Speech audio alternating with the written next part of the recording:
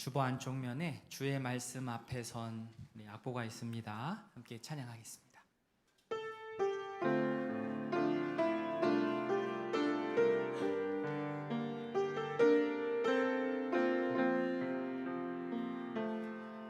주의 말씀 앞에 선 당신은 참된 예배자, 그토록 찾으시던 하나님의 기쁨,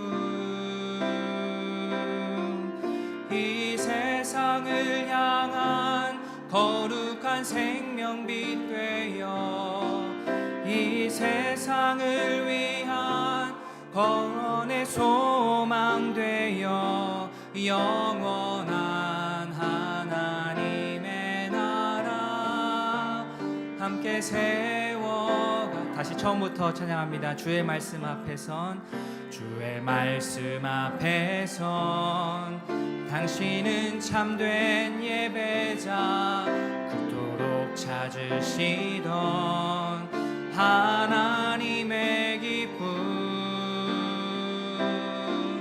이 세상을 향한 거룩한 생명빛 되어 이 세상을 위한 구원의 소망 되어 영원한 하나님의 나라 함께 세워가리. 주의 부르심 따라, 주의 부르심 따라 당신의 삶을 드릴 때 세상은 당신 안에서 주의 영광 보리라. 이 세상을 이길 주님의 군사 되어 이 세상을 섬길 주님의 손과 발 되어 영원한 하나님의 나라 함께 세워가리. 주의 부르심 따라, 주의 부르심 따라 당신의 삶을 드릴 때 세상은 당신 안에서 주의 영광 보리라. 이 세상을 이길 주님의 군사 되어 이 세상을 섬길 주님의 손과 발 되어 영원한 하나님의 나라 함께 세워가리. 이 세상을 이길, 이 세상을 이길 주님의 군사 되어 이 세상을 섬길 주님의 손과 발 되어 영원한 하나님의 나라 함께 세워가리.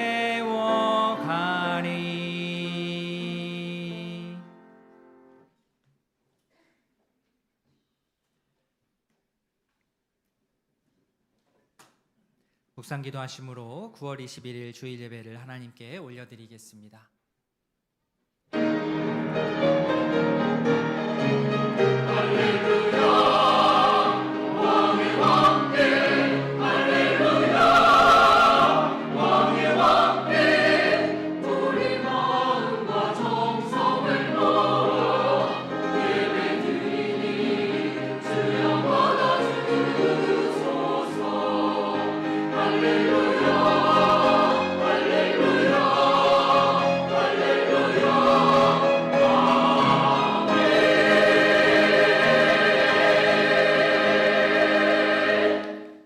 그의 노염은 잠깐이요 그의 은총은 평생이로다. 저녁에는 울음이 깃들일지라도 아침에는 기쁨이 오리로다. 아멘.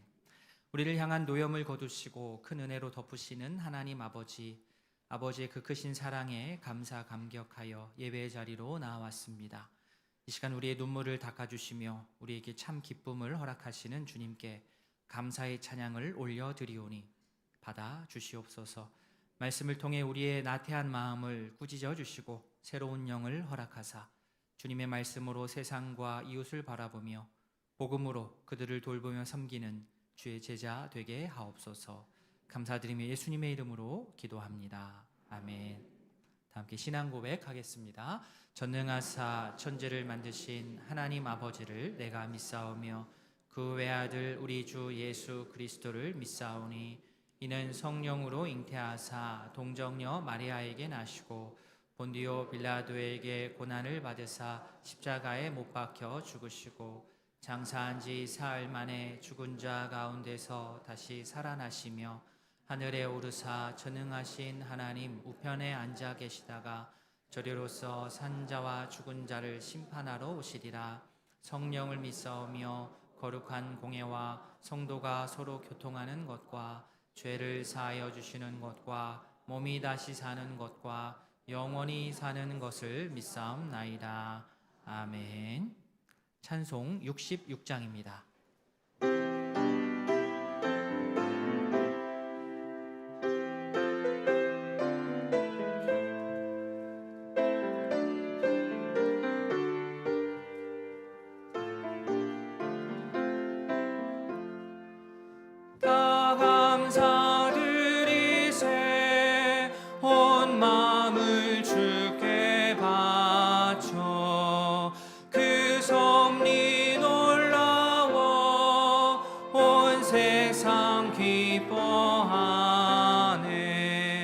예부터 주신 복 한없는 그 사랑 선물로 주시네.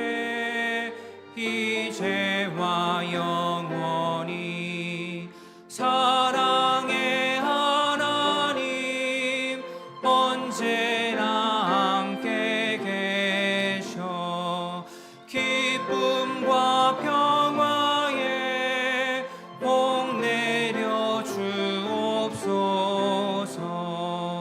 몸과 만 병들 때 은혜로 지키사 이 세상 악에서 구하여 주소서. 감사와 찬송을 다 주께 드리어라. 저 높은 곳에서 다스리시는 주님 영원한 하나님 다 경배하여라. 전에도 이제도 장래도 영원히 아멘. 성구교독 교독문 55번입니다. 여호와께서 집을 세우지 아니하시면 세우는 자의 수고가 헛되며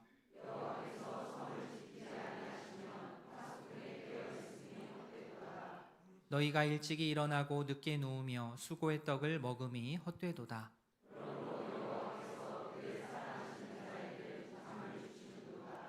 보라, 자식들은 여호와의 기업이요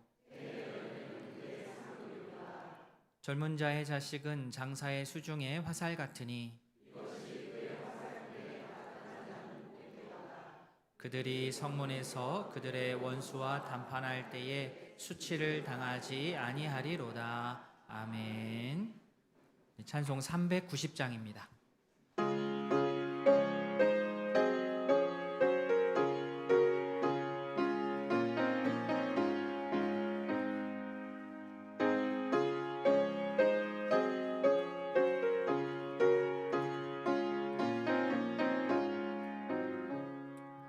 예수가 거느리시니 즐겁고 평안하구나.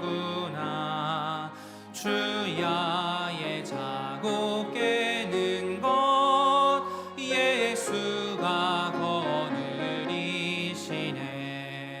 주 날 항상 돌보시고 날 친히 거느리시네. 이시네.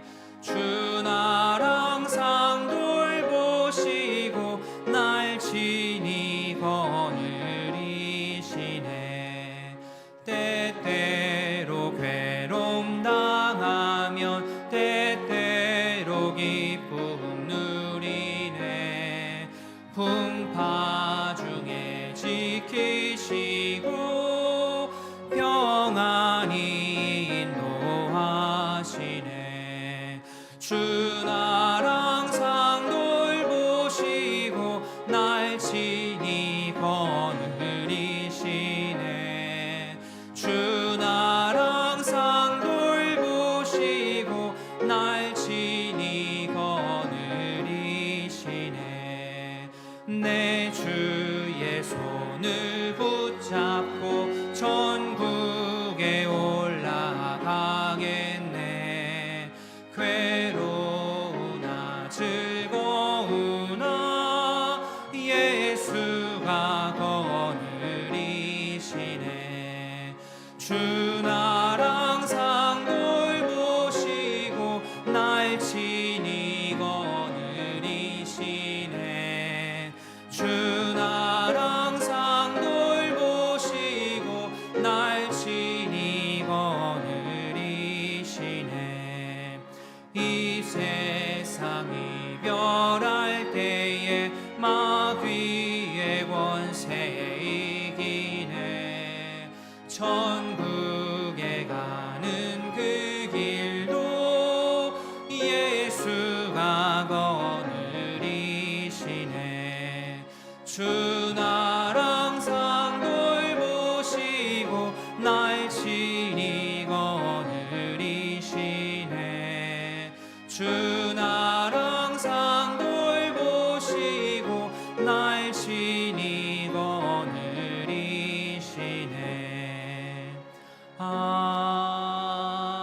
아멘. 이신도 장로님 기도하겠습니다.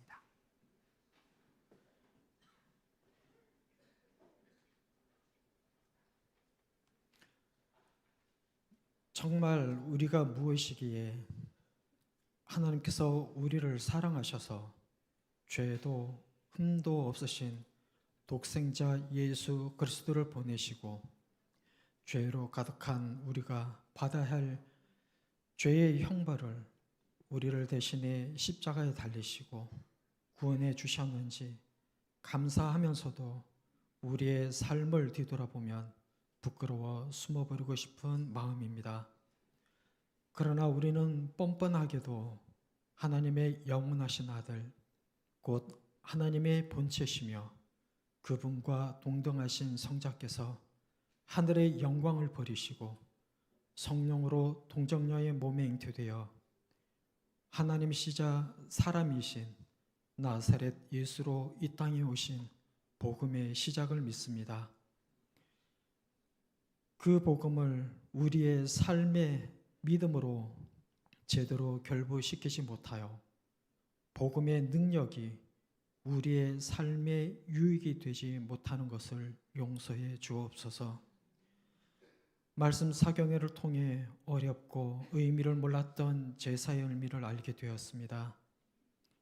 제사 준비를 위해 본인의 정성과 감사와 헌신이 필요했듯 지금 우리의 예배에서도 정성과 감사와 헌신을 다짐하며 하나님 아버지께 올려드리는 예배 시간이 되게 하옵소서.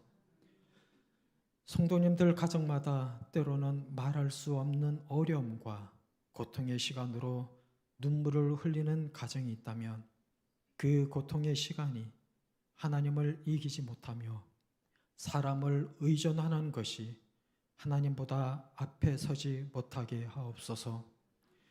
예배를 통해 영이 회복되는 기쁨으로 서로 선한 영향력을 행사하는 교회가 되게 하시고 하나님의 위로 안에서 현재 지나가는 고통의 시간에서 하늘의 풍성한 은혜를 경험하여 우리의 믿음이 하나님이 기뻐하시는 만큼 자라나게 하옵소서. 이 시간 복음의 말씀을 듣겠사오니 전하는 자의 입을 지켜주시고 심령을 지켜주시고 건강한 가운데에 언제나 담대히 복음을 전하는 입술이 되게 하옵소서. 할렐루야 찬양대원들의 섬김과 헌신을 받아주시길 원하오며 우리의 구원자요 위로자이시며 치료자 되시는 예수 그리스도의 이름으로 기도드립니다. 아멘.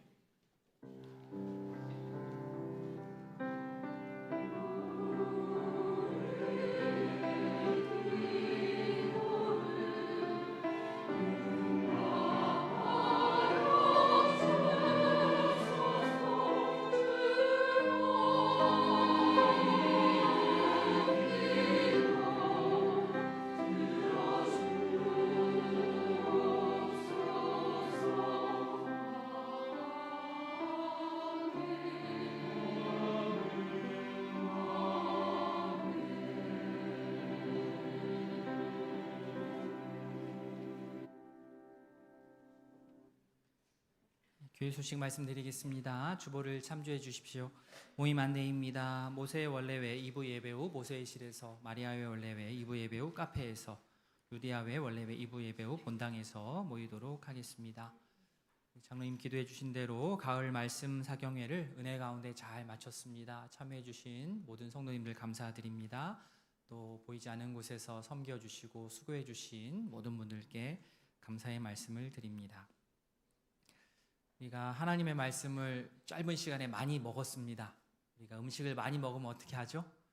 운동을 해야 됩니다. 소화를 잘 시켜야 됩니다.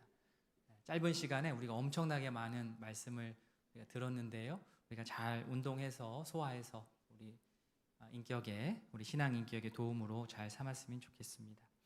사랑복 캠프 어제 다녀왔습니다. 우리 많은 성도님들께서 기도해 주신 덕분에 좋은 날씨 가운데 계획한 활동들 잘하고 안전하게 돌아왔습니다. 감사합니다. 유아유치부 오늘 솔밭공원 전도를 나갑니다. 유아유치부 우리 자녀들이 이렇게 전도 물품을 건네면 거절받는 일이 없어요. 다 받아주세요. 물론 이제 자기 어린 친구들한테 건네는 건데 우리 교회를 잘 소개하고 또 복음을 전할 수 있도록 응원해 주시기 바랍니다. 다음 주에 정기당회가 있습니다. 또 다음 주에 목장 리더 모임이 있습니다. 2시 30분까지 교육센터 지하 1층으로 목장 리더분들 참여해 주시기를 바랍니다. 성경 공부반 오늘까지 신청받습니다. 수요반은 마감이 됐고요. 목요반, 목요일 저녁 반입니다. 오늘까지 신청해 주시면 함께 하실 수 있습니다. 전북 행안교회 선교바자회를 위한 물품 기증받고 있는데 이 역시 오늘까지 마감을 합니다. 오늘까지 제출해 주시면 그쪽으로 모아서 전달하도록 하겠습니다. 당회원 친교 모임 이번 주 화요일에 있고요. 먼 얘기지만 미리 광고를 드립니다. 교회 설립 59주년 기념 찬양제 11월 2일인데요. 작년 같은 경우 너무 바트게 알려줬다고 제가 원망을 많이 들었습니다. 그래서 뭘 얼마나 많이 준비하시려고 그러신가 싶은데 미리 말씀드립니다. 이 날짜는 이렇게 된다. 우리 찬양제 한다. 먼저 말씀을 드리고요. 자세한 안내는 추후 또 초원별로 공지를 드리도록 그렇게 하겠습니다. 이번 주 금요일에 저는 남원교회 피택자 수련회 특강 잠시 다녀오겠습니다. 오늘 점심은 정건 청년 형제 가정에서 섬겨주십니다. 감사합니다. 새가족 등록도 있고 또 결혼 후 인사도 있는데 그걸 동시에 진행하도록 하겠습니다. 진영이 나올래? 네, 주은 자매님 앞으로 잠깐 나오셔서 한번 인사하면 좋을 것 같아요. 네, 서시고 허진영 형제님은 뭐 계속 찬양대 했으니까 그렇고 옆에 있는 우리 홍주은 자매님 결혼하면서 등록을 하게 되었습니다. 이제 결혼식하고 오늘 처음 교회 나왔습니다. 그래서 성도님께 인사하려고 하는데요. 인사할 때 우리 신앙생활 잘 하시라고 박수해 주시기 바랍니다. 차렷 인사. 네, 감사합니다. 들어가시면 되겠습니다. 우리 새가족으로 등록하신 우리 자매께서는 끝나고 잠깐 저희 사무실로 와주시기를 바랍니다. 감사합니다. 이상입니다. 함께 보실 하나님의 말씀 베드로전서 4장 7절부터 11절까지 신약성경 381면입니다. 베드로전서 4장 7절부터 11절까지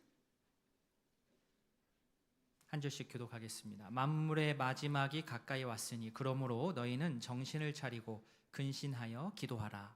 무엇보다도 뜨겁게 서로 사랑할지니 사랑은 허다한 죄를 덮느니라. 서로 대접하기를 원망 없이 하고 각각 은사를 받은 대로 하나님의 여러 가지 은혜를 맡은 선한 청지기 같이 서로 봉사하라. 같이 봅니다. 만일 누가 말하려면 하나님의 말씀을 하는 것 같이 하고 누가 봉사하려면 하나님이 공급하시는 힘으로 하는 것 같이 하라.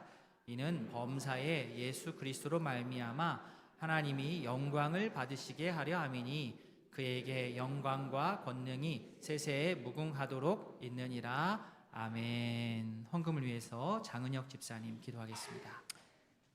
보이지 않는 하나님의 형상이시며 모든 피조물보다 먼저 나시고 하늘과 땅에서 보이는 것들과 보이지 않는 것들과 왕권들이나 주권들이나 통치자들이나 건세들이나 만물이 다 그로 말미암고 그를 위하여 창조되었으며 교회의 머리가 되시며 죽은 자들 가운데 가장 먼저 태어나시고 모든 신성의 충만함이 그 안에 거하시는 하나님 자신이신 예수 그리스도를 이 시간 온전히 찬양합니다. 하나님 이 시간 간구하는 것은 우리에게 여러 낙심되고 예기치 못한 상황들이 있을 때에 눈에 보이는 대로 살지 않기를 원합니다. 오직 믿음의 눈으로 보게 하여 주옵소서. 이런 상황일수록 하나님의 신실하심과 역사하심을 바라보고 내 안에 착한 일을 시작하신 이가 반드시 이루실 것을 내가 믿습니다라고 고백하며 주께서 내가 가난할 때 부욕해 하시며 내가 약할 때 강하게 하실 것입니다. 나의 모든 소망은 오직 주께 있습니다라고 고백하게 하시고 나의 시선을 절대로 문제에 두지 않으며 오직 믿음을 드림으로 말미암아 나의 삶이 하나님의 성령의 빛과 소망과 생명으로 가득 차게 하여 주옵소서. 무엇보다 예수를 믿을 때에 사망의 권세를 깨트린 부활의 능력이 이미 나에게 주어져 있음을 깨달아 알고 그 능력을 사용하여 믿음으로 승리하는 진정한 그리스도인의 삶을 살게 하옵소서. 이 시간 우리에게 허락하신 이 놀라운 은혜에 감사하여 기쁨으로 봉헌드립니다. 모든 것이 주께로 왔음을 고백하는 11조에는 하나님이 넘치도록 채우겠다 하신 하나님의 약속의 말씀대로 창고가 차고 넘치게 하시고 감사의 예물에는 그 감사가 더 풍성하게 되어 하나님을 날마다 찬양하는 일들이 일어나게 하옵소서. 이 예물이 쓰이는 곳마다 하나님의 공급하심이 경험되게 하시고 그로 인해 살아계신 하나님을 고백하는 놀라운 일들이 넘치기를 기도드립니다. 그렇게 하실 주님 찬양하며 예수님 이름으로 기도합니다. 아멘. 찬송 458장입니다.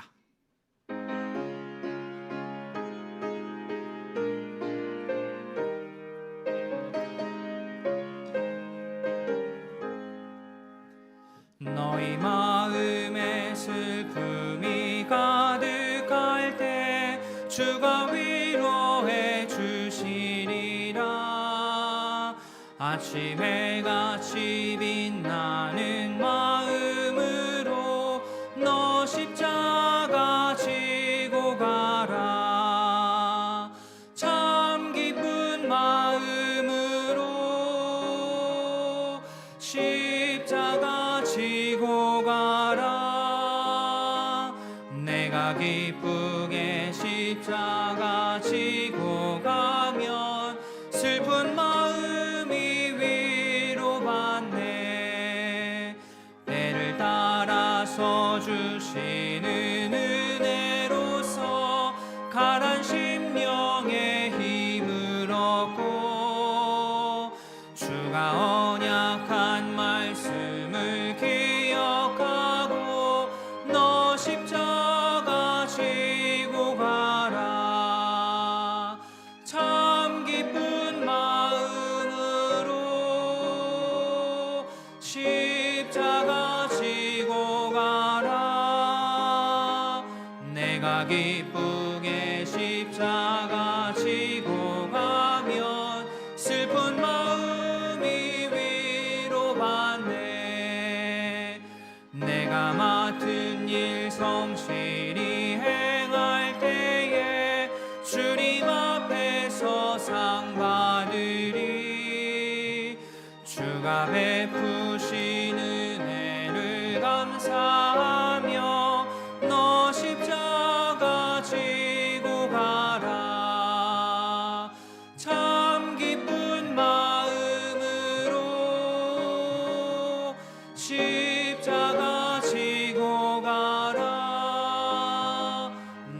자 기쁘게 십자가 지고 가면 슬픈 마음이 위로받네.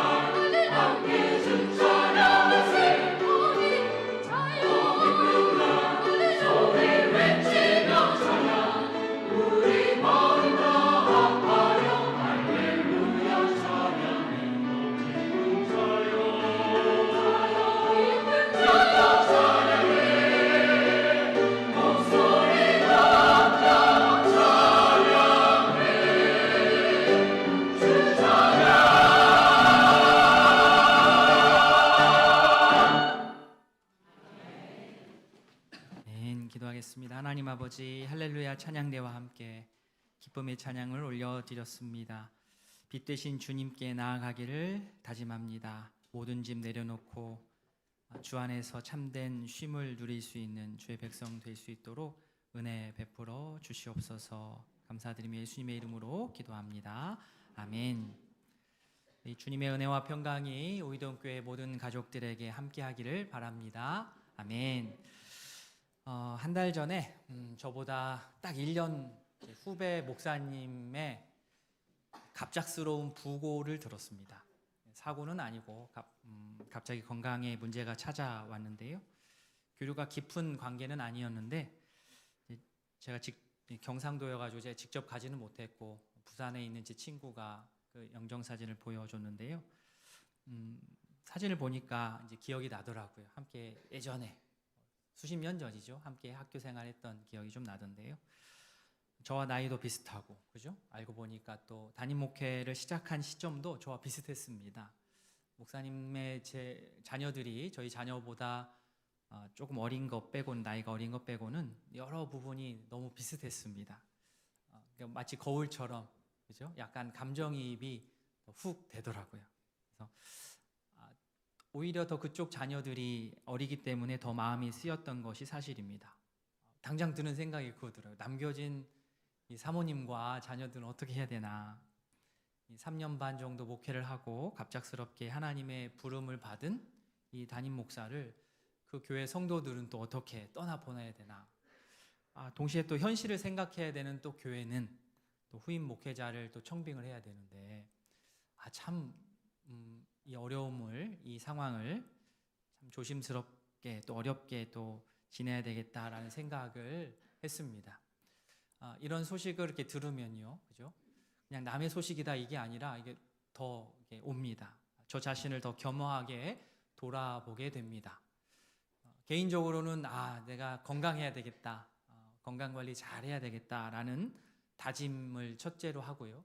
그건 내가 노력할 부분이지만 궁극적인 생명이라고 하는 것은 결국 하나님의 손에 달려 있는 것이기 때문에 내가 살아 숨쉬는 이 순간이 이게 당연한 것이다 생각하지 않고 매주일 이렇게 많은 매주일을 정말 소중하게 생각하고 최선을 다해야 되겠구나, 이러한 생각이 아주 깊이 들었습니다. 교회는 이제 가을이 됐다라고 말씀드려도 되겠죠. 어제는 좀 춥더라고요, 저녁에. 가을이 되면 내년 준비를 이제 서서히 해 나가는데요. 특히 내년은 우이동교회가 몇 주년이 되는지 아십니까? 환갑이 되는 60주년이 되는 날입니다. 그래서 해입니다. 그래서 1년을 마무리하고 1년을 준비하는 부분도 있지만 이제 지난 10년을 한번 돌아보고 정리를 잘 하고 또 앞으로의 10년을 내다보는 작업도 동시에 해야 되는 그러한 시점입니다. 이런 상황에서 우리 성도님 모두가 함께 말씀을 통해서 한 마음을 갖고 우리 개인과 공동체를 같이 돌아보자라는 의미로 오늘 말씀을 함께 나누고자 합니다. 우리 성도님들께서는 개인적으로 볼 때 나는 긴장을 많이 하는 편이다, 아니면 나는 긴장 별로 안 하는 편이다, 어느 쪽이십니까? 긴장 많이 하십니까? 아니면 덜 하십니까? 이건 어디나 수치가 있는 게 아니어서, 그죠? 상대적이기도 하고 주관적이기도 하지만 제가 저를 봤을 때 저는 좀 긴장을 많이 하는 편인 것 같습니다. 긴장을 좀 많이 하는 편인 것 같습니다. 자, 그러면 긴장은 많이 하는 게 좋습니까? 아니면 안 하는 게 좋습니까? 네. 생각 같아서는 긴장 안 하고 살면 참 좋을 것 같은데, 그죠? 사실은 우리가 살기 위해서는 적절한 양의 긴장은 필요합니다. 만약에 우리 성도님이 지금 긴장 안 하시면 다 조실 거잖아요, 그죠? 적절한 긴장이 이제 필요합니다. 과도한 긴장은 잘못이지만 반대로 긴장감 아예 없이 사는 그 생활도 바람직하지는 않습니다.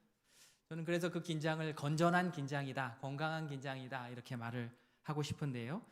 이 건전한 긴장이 우리에게 어느 정도 있어야 우리가 깨닫기도 하고 우리가 성장하기도 합니다. 토요일 오전에 지금 제가 이제 제자훈련을 진행하고 있는데요. 제자훈련에 함께하는 우리 성도님들은 두 가지 감정을 다 가지고 계세요. 제자훈련이 참 유익하구나, 좋다, 그런 거 압니다. 그런데 동시에 한 주를 쉬면 그렇게 좋아하세요. 두 가지 감정이 같이 있는 거죠, 그죠? 모이면 좋은데 안 모이면 더 좋아, 막 이런 거. 왜냐하면 금요일 이제 해가 지기 시작하면 이제 긴장감이 올라오거든요. 아이고, 이거 다 못 외웠는데, 이거 숙제 못 했는데, 이거 해야 되는데, 긴장감이 쭉 올라오죠. 그런데 그 긴장이 과하지 않다면 저는 그게 유익한 긴장이라고 생각을 합니다. 우리를 성장하게 하는 동력입니다. 운동 영역에서도 마찬가지 같아요. 진짜 고수들은 몸 전체의 힘을 쫙 빼거든요. 근데 정말 필요한 순간, 필요한 신체 부위에 적절한 힘과 긴장을 주어서 아주 좋은 결과를 만들어냅니다. 이렇듯 적절한 긴장은 우리를 더 성장시키고 생동감 있게 만듭니다. 긴장에 대한 얘기를 왜 드리냐면 이 베드로전서 말씀 당시에 성도들은 예수님의 재림이 임박했다라고 생각했습니다. 물론 2025년을 살아가는 우리도 예수님의 재림이 임박했다라고 우리가 알고 살아가지만 그때와 지금의 이 긴박성을 절대적으로 좀 비교를 해본다면 아무래도 차이가 있습니다. 말씀 당시에 그 재림에 대한 긴박성이 지금 우리가 느끼고 있는 재림의 긴박성보다 훨씬 큽니다. 7절 말씀을 한번 같이 읽어보겠습니다. 같이 봅니다. 만물의 마지막이 가까이 왔으니 그러므로 너희는 정신을 차리고 근신하여 기도하라. 아멘. 자, 만물의 마지막이 가까이 왔다. 자, 세상의 마지막이 지금 가까이 오고 있다. 이렇게 말하는 것은 상대를 겁주어가지고 주저앉히기 위해서 말하는 게 아닙니다. 그 의도가 아닙니다. 앞에서 말씀드린 대로 건강한 긴장감을 주기 위해서 이렇게 말하는 겁니다. 그러니까 만물의 마지막 때가 가까이 왔으니까 모든 것 다 포기하고 나 자빠져라 이 얘기가 아니죠. 과하게 두려워할 것도 아니지만 또 이 사실에 대해서 무감각한 것도 안 됩니다. 세상의 마지막 때가 언제인지를 아는 것이 핵심이 아니고요. 세상의 마지막 때가 지금 오고 있음을 알고 내가 지금 종말의 시기를 살아가고 있다는 것을 알고 건전한 건강한 긴장 가운데에 신앙생활을 잘 해나가는 것이 이 말씀의 핵심입니다. 만물의 마지막이 가까이 왔다고 긴장을 너무 과하게 한다면 아이고 큰일 났네 어떡해 매일마다 막 그 긴장감 가운데 살아서 일상이 무너진다면 그것은 말씀의 의도에서 벗어난 겁니다.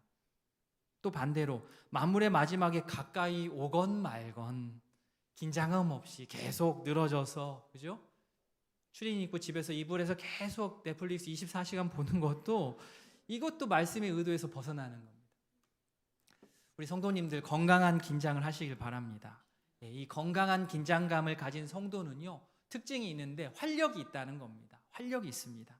성장을 거듭합니다. 작년의 모습하고 올해 모습이 달라요. 적절한 이러한 특히 여기서 긴장감이라고 하는 것은 재림에 대한 긴장감이겠죠.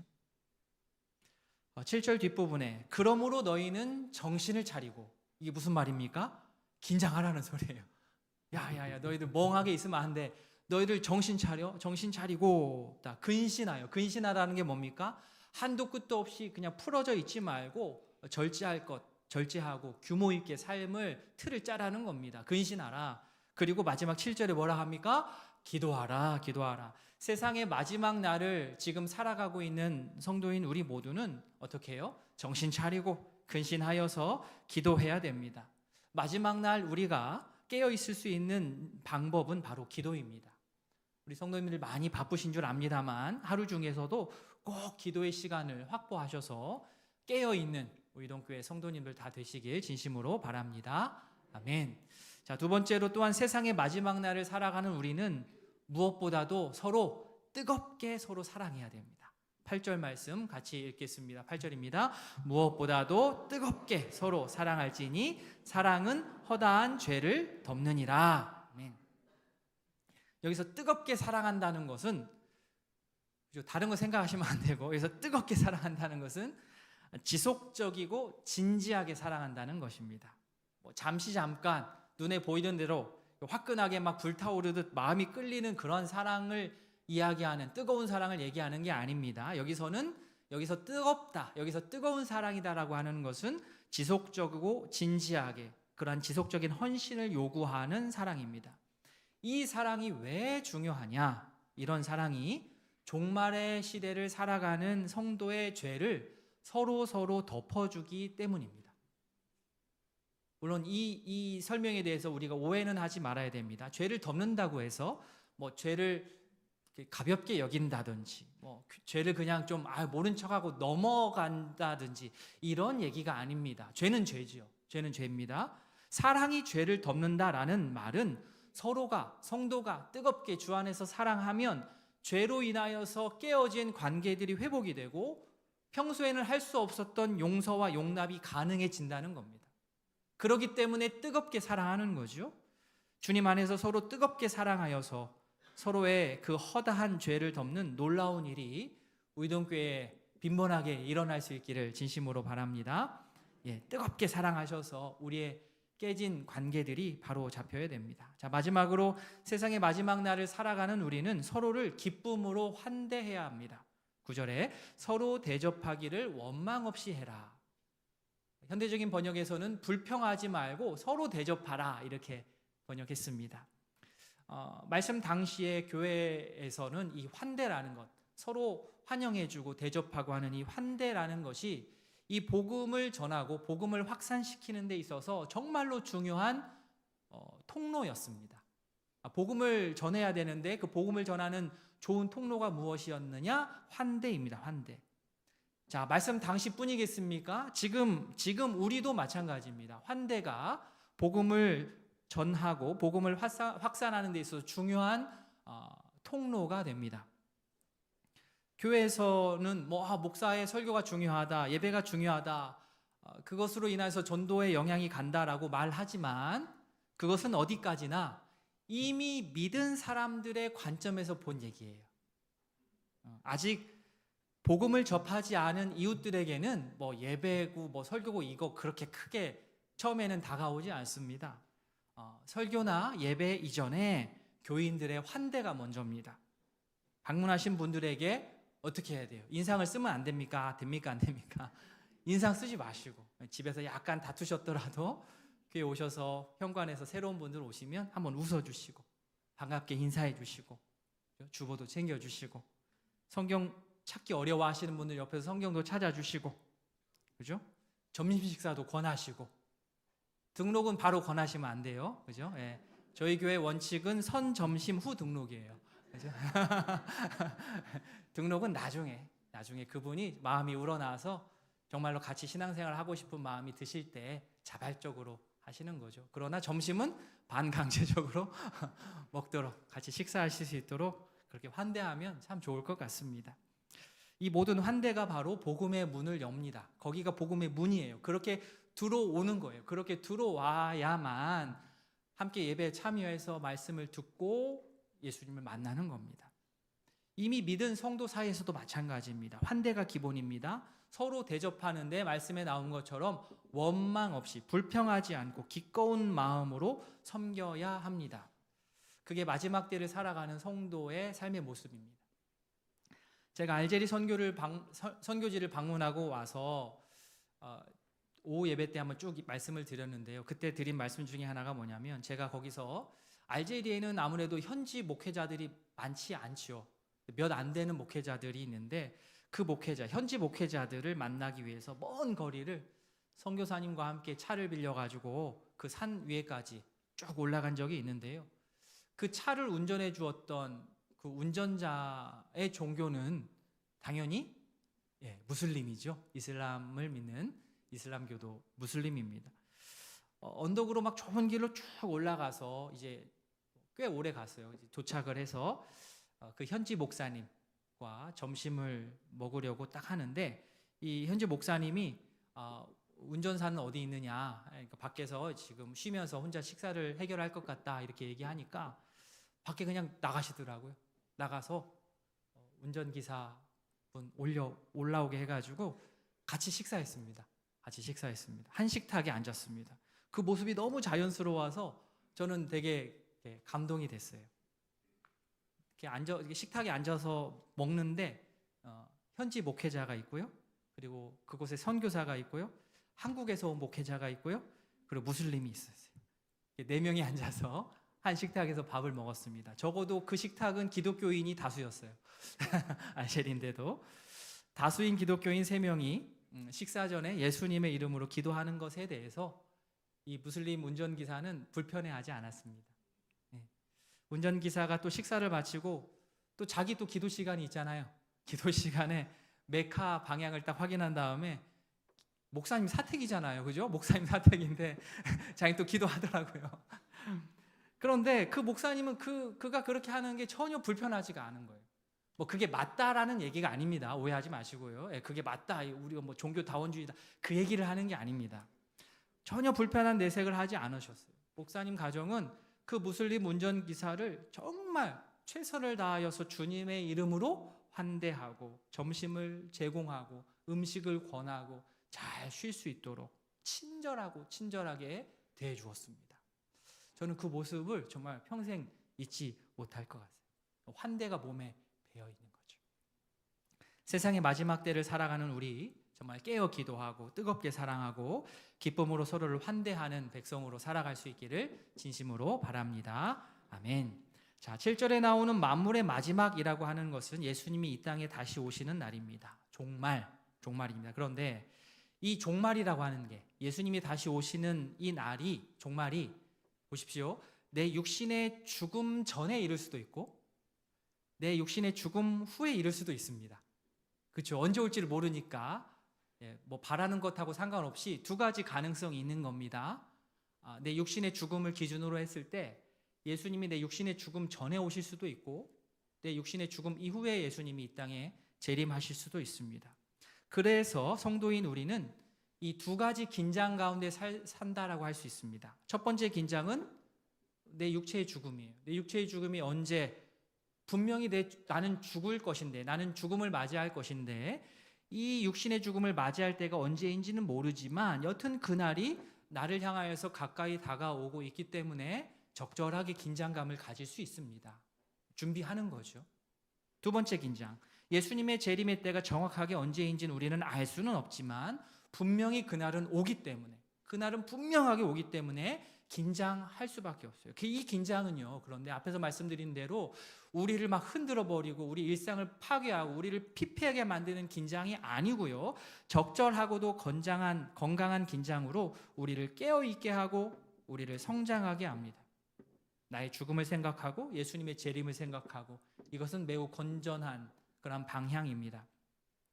성도 개인이 종말의 때를 살아가듯 예수 믿는 자들의 모임인 공동체인 교회도 종말의 때를 살아갑니다.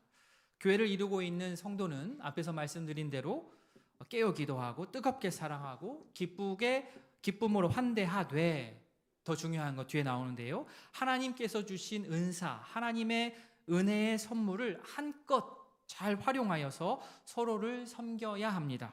이 일이 활발하게 일어나는 곳이 교회이고 이 일이 활발하게 일어나야 되는 그 장소가 바로 교회이어야만 합니다. 우리 10절 말씀, 괄호는 빼고 위에 것만 한번 읽어보겠습니다. 시작. 각각 은사를 받은 대로 하나님의 여러 가지 은혜를 맡은 선한 청지기 같이 서로 봉사하라. 현대적인 번역이 이렇습니다. 여러분이 각자 받은 은혜의 선물이 무엇이든 간에 하나님의 여러 가지 은혜를 맡은 선한 관리인답게 서로를 섬기는데 그것을 사용하십시오. 우리 교회 밖에서는 은사라는 말을 쓰기는 쓰는데 저희와 같은 뜻은 아니죠. 그죠? 존경하는 선생님 은사라고 하지만 여기서 말하는 그 은사는 은혜의 선물입니다. 괄호 안에 현재적인 번역이 잘 나와 있죠. 은혜의 선물, 은사, 은혜의 선물. 자, 은혜의 선물을 누구에게 받았습니까? 하나님께 받았습니다. 그런데 이 선물은 좀 특이합니다. 이 선물은 내가 받았다고 해서 내 것이라고 막 주장을 하면서 내가 내 마음대로 막 할 수가 없는 선물입니다. 말씀에 따르면 하나님께서 우리에게 관리하라고 맡기신 것들입니다. 정리하자면 하나님께서 은혜의 선물을 성도에게 주셨는데 이 선물은 일반 선물 개념하고 다르기 때문에 내 마음대로 처분하거나 사용하지 말고 이 은혜의 선물을 맡겨주신 분의 뜻을 받들어서 선하게 관리하면서 바르게 그 목적에 맞게 사용해야 합니다. 그 목적이란 다름 아닌 서로를 섬기는 것입니다. 에어컨 좀 켜주십시오. 이 목적이라는 게 다름 아닌 서로를 섬기는 거예요. 자, 성도는요, 하나님으로부터 은혜의 선물을 한 사람도 빠짐없이 받았습니다. 여기에 대해서 이제 동의를 하지 않는 분들이 계실 수 있어요. 목사님, 저는 못 받았습니다. 아직 안 주셨는데요. 하는 분 계신가요? 말씀에 따르면 분명히 받았는데 못 받았다고 하시는 겁니다. 우리는 육신을 가지고 사는 그런 한계 있는 존재이다 보니 이 하나님의 은혜라는 것을 완벽하게 이해하기가 참 어렵습니다. 그래서 자꾸 이 은혜의 선물을 눈에 보이는 어떤 사람의 능력이라고 생각하고 수치화를 하고 서로 비교하면서 누구 선물이 더 큰지 따져보곤 합니다. 그런데 그런 시도는 너무나 부질없습니다. 왜냐하면 그 은혜의 선물은 성도 각자의 능력치를 의미하는 것이 절대 아니기 때문입니다. 그리고 더 나아가서 그 은혜의 선물은 결국 그 존재의 목적이 서로를 섬기는 데 있기 때문에 그 목적에 따라 사용되지 않는 것들은 은혜의 선물이라고 할 수가 없습니다. 예를 들어서 이렇게 말한다고 해보겠습니다. 나는 하나님으로부터 노래를 잘하는, 찬양을 잘하는 은혜의 선물 한 100을 받았어. 100개를 받았어. 다른 사람은 보통 10개나 20개 정도 받았는데 나는 100개를 받았어. 나는 은혜의 선물을 정말 많이 받았어. 너무 감사해. 그러면서 그 은혜의 선물이라고 여기는 것으로 정작 주변의 성도나 교회를 섬기지 않는다면 죄송하지만 말씀에 따르면 그것은 은혜의 선물이 아니고 그냥 개인의 재능일 뿐이에요. 성도인데 하나님의 은혜의 선물을 못 받은 사람이 있습니까? 없습니다. 없는데 그러면 왜 자꾸 나는 못 받았다고 말을 할까요? 옆에 있는 사람하고 비교하기 때문에 그렇습니다. 비교하고 혼자 주눅 들어서 나는 안 받은 것 같아. 은사, 하나님의 은혜의 선물은 수량화, 수치화할 수 있습니까? 없습니다. 은혜의 선물 중에 어떤 것은 영적으로 가치가 높고 어떤 것은 영적으로 가치가 비교적 낮습니까? 그런 것 없습니다. 그렇기 때문에 우월감을 가져서도 안 되고 그것 때문에 또 박탈감을 가져서도 안 되는 거예요.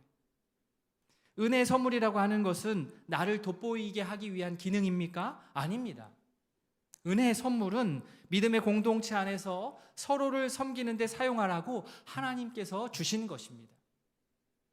10절 말씀을 우리 온 성도가 진지하게 믿음으로 수용하고 실천할 수 있기를 진심으로 바랍니다.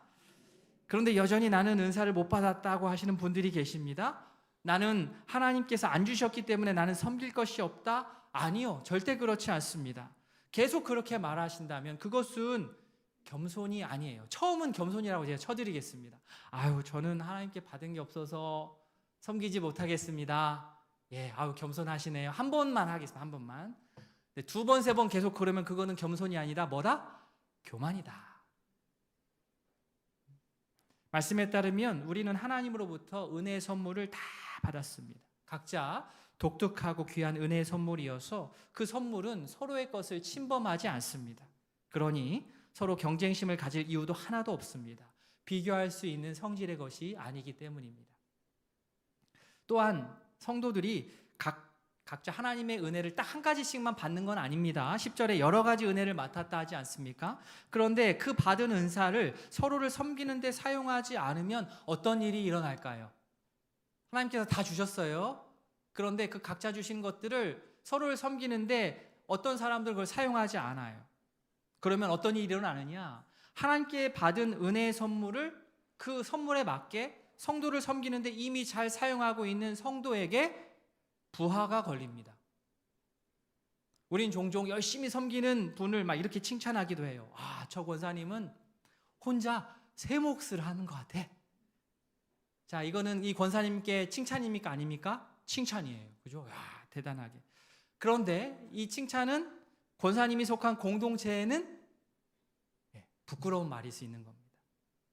같이 섬기는 사람이 없기 때문에 자신이 섬기는 그 범위를 넘어서서 과하게 더 많이 섬길 수밖에 없는 것이지요. 그리고 새 몫을 하는 권사님은 계속 그렇게 장기간 그렇게 가다가는 지칠 수밖에 없습니다. 다 같이 섬겨야 되는데 서로를 섬기라고 선물을 주신 하나님의 은혜를 주변 성도들에게 내가 풀지를 않으면 내 몫을 그냥 그러고 없어지는 게 아니에요. 끝나는 게 아니에요. 내 몫을 다른 누군가가 감당할 수밖에 없습니다. 자, 이런 말씀은 우리에게 부담으로 다가올 수 있습니다. 맞습니다. 제가 부담을 드리는 말씀이에요. 부담을 가지시라고. 원래 예수 믿는다는 것은 이런 겁니다. 혼자 조용하게 일주일에 한 번 1시간 예배 참석하는 것으로 예수를 내가 믿는다라고 생각하면 그것은 큰 오산입니다. 그건 신앙생활 전부가 아닙니다. 만약 목사인 제가 예를 들어 이렇다고 한번 생각해 보십시오. 성도님, 다른 부담 갖지 마시고 주일 예배만 잘 나오시면 됩니다. 5년 뒤에도 성도님 예배만 잘 나오시면 돼요. 10년 지나서 부담 갖지 마시고 예배만 잘 들으시면 돼요. 20년째도 예배만 잘 들으시면 돼요. 좋은 게 좋은 거라고, 그죠? 교회 생활 5년, 10년, 20년이 됐는데 계속 그렇다라고 하면 저는 이제 그 생각이 들더라고요. 계속 이 우유, 그죠? 뉴케어 같은 거 부드러운 것만 계속 권하고 5년째도 뉴케어 드시고 10년째도 뉴케어 드리고 20년째 생선 먹으려고 그래. 그거 가시 바르기 그거 귀찮아요. 뉴케어 드세요. 갈비 뜯으려고 하는데 그 이빨에 끼고 귀찮아요. 그냥 뉴케어 드세요. 라고 한다면 어떻겠습니까? 히브리서 5장 12절 뒷부분입니다. 같이 읽겠습니다. 단단한 음식은 못 먹고 젖이나 먹어야 할 자가 되었도다. 목회를 오래 했는데 예를 들어서 20년 목회를 딱 하고 목회를 마무리하는 시점에서 착 되돌아봤는데 20년 목회를 하면 같이 20년 같이 신앙생활하는 성도들이 있지 않겠습니까? 근데 20년이 지났는데 계속 뉴케어만 마시고 있다면 그럼 비극 중에 비극이 그런 비극이 없는 겁니다. 아마 그렇게 제가 목회를 마무리하고 하나님 앞에 간다. 그럼 저는 뭐 하나님 앞에 줄받다 맞는 거예요. 왜요?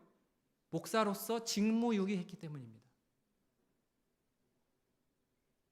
목사라고 한다면 야 네가 목사냐? 진짜 목회자야? 목사라고 한다면 예수님께서 제자를 부르시고 양육하고 세우신 것처럼 성도들을 어떻게 해서든 교육하고 훈련해서 예수님 닮도록 해야지. 성도들이 하나님께서 자기에게 은혜로 주신 그 수많은 은사들을 은혜로 선물로 주신 것들을 잘 발견하도록 해야지. 개발하도록 해야지. 개인과 가정과 교회와 사회와 이 모든 국가에서 섬기는 자도 서도록 도전을 해야지. 그래서 자꾸 제가 잔소리 아닌 잔소리 하는 겁니다. 양육훈련 하십시오. 인도하십시오. 제자훈련 들어오십시오. 목장 모임 꼭 들어가십시오. 전도회 활동하십시오. 주중에 있는 기도회 모임 가능하신 분들 나오십시오. 기도하십시오. 제가 계속 줄기차게 권고하는 이유는 그것입니다. 양육하고 교육하고 훈련의 끝은 결국에는 섬김입니다. 오늘 말씀처럼 하나님께서 주신 은혜의 선물로 서로를 섬기는 기쁨과 유익이 우리 가운데 가득할 수 있기를 진심으로 바랍니다. 제가 그래서 조만간 내년 사역 신청을 한번 받으려고 합니다. 사역은 10% 20% 성도들만 하는 게 아니에요. 성도는 다 섬겨야 됩니다. 물론 이제 70세 이상 되신 우리 어르신들이야 이것으로부터 자유롭지요. 전도회 활동과 또 목장 모임 열심히 하시면 되지만 아직 그 나이가 되지 않으신 분들은 모두 다 섬기셔야 됩니다. 내년에 이런 섬김 해보겠습니다. 저런 섬김 해보겠습니다. 지원해 주시면 지원해 주신 것을 토대로 교회 내 사역에 골고루 잘 배치해서 오늘 말씀 그대로 하나님께서 주신 그 은혜의 선물들이 이렇게 어느 한쪽에 이렇게 나 있는 게 아니라 잘 펼쳐져서 서로에게 기쁨이 되는 그러한 사역들이 이루어질 수 있기를 제가 기도합니다. 단 우리 안수 집사님하고 시무 권사님들은 조금 달라요. 물론 사역 신청도 하시겠지만 교회에서 여러 리더로 섬겨주셔야 되는 역할을 감당해야 되기 때문에 교회 필요에 따라서 요청을 드리는 그 자리에 섬겨주셔야 됩니다. 내가 잘하고 못하고 좋아하고 안 좋아하고 그것은 죄송하지만 우리 안수 집사님하고 시무 권사님은 큰 의미가 없어요. 교회에서 해주십시오 하면 하시는 거예요. 대신에 주기적으로 교체를 하는 거죠. 3년 주기로 돌아가는 겁니다. 어떤 분이 이 자리에 내가 지금 사역하고 있는 이 자리에 어떤 분이 맡아서 사역을 한다 하더라도 잘 맡아서 섬길 수 있도록 그 부서에서 지금 내가 맡고 있을 때에 미리미리 이 사역 매뉴얼도 잘 만들어 놓으시고 다음 분에게 잘 인계할 수 있도록 준비해 주시면 좋겠습니다. 우리가 세상의 마지막 때를 살아갑니다. 만물의 마지막에 가까이 오고 있는 이때에 성도로서 잘 사는 방법 정리하자면 하나님께서 주신 은사로 서로를 섬기는 것입니다.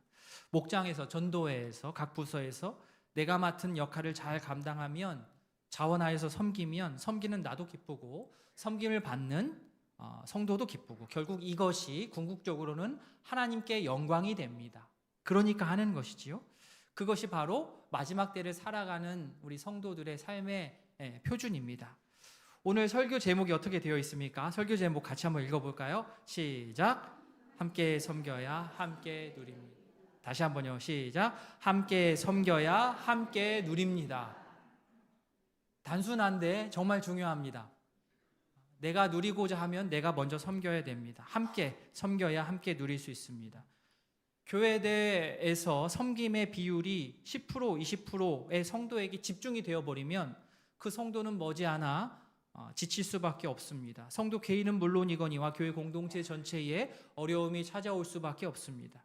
예배를 통해 하나님의 깊은 은혜를 경험하시고 깨달은 말씀으로 기도하면서 섬김의 자리로 한 분도 빠짐없이 나아오시기를 바랍니다. 그 길만이 그리고 내가 속한 우이동교회 공동체가 건강하게 살아갈 수 있는 유일한 길입니다.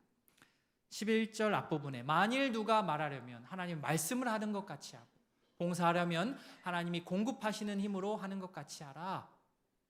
이는 범사 예수 그리스도로 말미암아 하나님이 어떻게 해요? 영광을 받으시게 하려 함이다. 결국 섬김, 봉사, 사역은 내 힘만으로 감당할 수 없습니다. 하나님이 주시는 힘으로 합니다. 누가 더 많이 하고 누가 덜 하고 이거 하나님 앞에서 아무 의미 없습니다. 내가 할 수 있는 만큼 열심히 하고 그래서 내가 행복하고 내 목장 식구가 행복하고 내가 섬기는 부서가 행복하다면 그것이 곧 하나님께 기쁨이요 하나님께 영광입니다. 하나님께서 주시는 힘으로 기쁨으로 서로를 섬겨서 더 많이 누리는 우이동교회 성도 되기를 바랍니다. 말씀을 맺겠습니다. 세상의 마지막 때를 살아가는 우리들 건전한 긴장감을 유지하기를 바랍니다. 다시 오실 주님 잘 맞이할 준비하기를 바랍니다. 성도로서 늘 깨어 기도하고 서로 뜨겁게 사랑하고 기쁨으로 서로를 환대해야 됩니다. 더 나아가서 주님께서 허락하신 이 믿음의 공동체 안에서 하나님께서 주신 이 선물을 묵히지 않고 성도들을 위해서 기쁨으로 내어서 활용을 하는 우이동교회 모든 가족 되기를 진심으로 바랍니다. 아멘. 말씀을 기억하면서 우리 기도하는 시간 갖겠습니다. 우리는 지금 마지막 때를 살아가고 있습니다. 느끼든 느끼지 못하든 내가 인정하든 안 하든 성도면 말씀을 받아야지요. 하나님의 말씀 글에 나와 있어요. 우린 지금 마지막 때를 살아가고 있습니다. 마지막 때는 긴장감이 있어요. 이게 끝이 있구나. 내 생명의 끝이 있구나. 이 세상의 끝이 있구나. 그 끝이 다가오고 있구나. 그렇다면 어떻게 살아야 되겠습니까? 걱정하면서 호들갑을 떠는 것도 그의 문제이고 또 아무 생각 없이 게으르게 있는 것도 문제입니다. 정답은 건강한 긴장감을 갖는 거예요. 깨어 있어야 됩니다. 기도해야 됩니다. 깨어서 주님 오실 그날 준비하는 거죠. 나의 죽음을 준비하는 겁니다. 그런데 그렇게 하는 일에 있어서 정말로 중요한 게 공동체입니다. 혼자 다 할 수가 없어요. 같이 준비해야 됩니다. 하나님께서 주신 이 은혜의 선물 더 이상 옆에 그냥 두지 마시고 어떻게 해서든 활용하십시오. 하나님께서 그 선물을 주신 목적이 있고 이유가 있습니다. 그것을 썩히면 안 됩니다. 섬기셔야 됩니다. 그것으로 섬기지 못하는 때가 곧 옵니다. 금방 옵니다. 그렇기 때문에 지금 섬겨야 됩니다. 지금 사역의 현장으로 나오셔야 됩니다. 사역이 한두 사람에게 몰리지 않도록 함께 섬길 때에 모든 사람이 함께 누릴 수 있습니다. 잘하고 못하고의 개념이 아닙니다. 더 고귀하고 덜 고귀하고의 개념도 아닙니다. 그냥 하는 겁니다. 하나님, 제가 주의 부르심에 따라서 이 일들을 잘 감당하길 원합니다. 어떠한 사역의 현장이든 제가 자원하여서 그곳에서 작은 섬김을 감당하겠습니다. 다짐하고 결단하는 기도 함께 하도록 하겠습니다. 기도합니다. 하나님 아버지, 말씀을 기억하며 주님 앞에 나아갑니다. 아버지여, 우이동교회 모든 성도들, 주님 주께서 주신 이 은혜로운 선물, 은혜의 선물을 가지고 잘 섬겨 나아갈 수 있기를 원합니다. 주여, 우리에게 주신 목적이 있습니다. 우리에게 주신 아버지여, 선물을 주신 목적과 이유가 있는 줄 압니다. 주님, 그것들을 우리가 놓지 않고 꼭 기억하고 서로에게 잘 베풀며 살아가는 저희 되기를 원합니다. 하나님, 이 마지막 때를 살아갈 때 적절하고 건강한 긴장감이 우리에게 있게 하셔서 깨닫게 하시고 깨우치게 하시고 성장하게 하시고 배우게 하시고 아버지여, 해를 거듭할수록 예수님을 닮아가는 우리 모두 될 수 있도록 은혜를 더하여 주시기 원합니다. 주님, 주께서 허락하시는 이 믿음의 공동체가 정말 믿음의 공동체로서의 역할을 잘 감당하기를 원합니다. 주께서 주신 선물 잘 활용하겠습니다. 주의 용기를 주십시오. 아버지여, 서로를 더욱더 환대하며 그 일들을 잘 감당해 갈 수 있도록 은혜를 더하여 주시옵소서. 아버지, 함께 섬겨서 더 많은 것들을 같이 누리는 아버지의 주의 원리가 작동되는 것을 우리 두 눈으로 보고 우리 몸으로 체험케 하여 주시옵소서. 아버지, 은혜를 더하여 주시옵소서.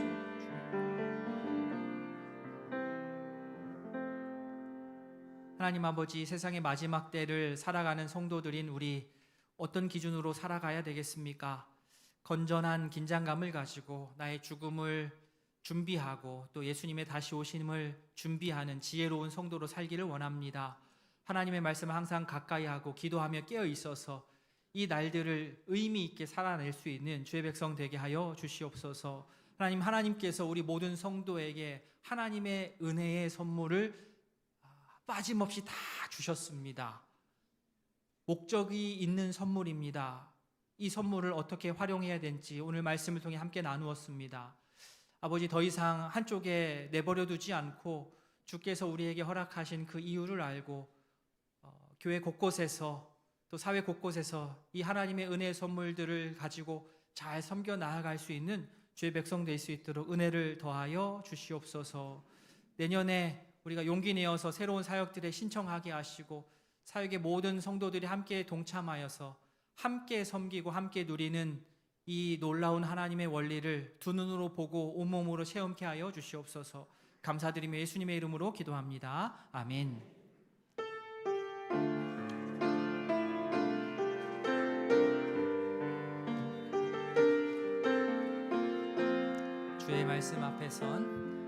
주의 말씀 앞에 선 당신은 참된 예배자, 그토록 찾으시던 하나님의 기쁨, 이 세상을 향한 거룩한 생명빛 되어 이 세상을 위한 구원의 소망 되어 영원한 하나님의 나라 함께 세워가니. 주의 부르심 따라 당신의 삶을 드릴 때 세상은 당신 안에서 주의 영광 보리라. 이 세상을 이길 주님의 군사 되어 이 세상을 섬길 주님의 손과 발 되어 영원한 하나님의 나라 함께 세워가니. 이 세상을 이길 주님의 군사 되어 이 세상을 섬길 주님의 손과 발 되어 영원한 하나님의 나라 함께 세워가니. 구주 예수 그리스도의 은혜와 하나님 아버지의 사랑과 성령의 교통하심이 늘 깨어 기도하고 뜨겁게 사랑하고 서로를 환대하며 주께서 주신 은혜의 선물로 서로를 섬겨 함께 기쁨의 열매를 누리겠노라 다짐하는 모든 성도 위에 이제로부터 영원토록 함께 있을지어다. 아멘.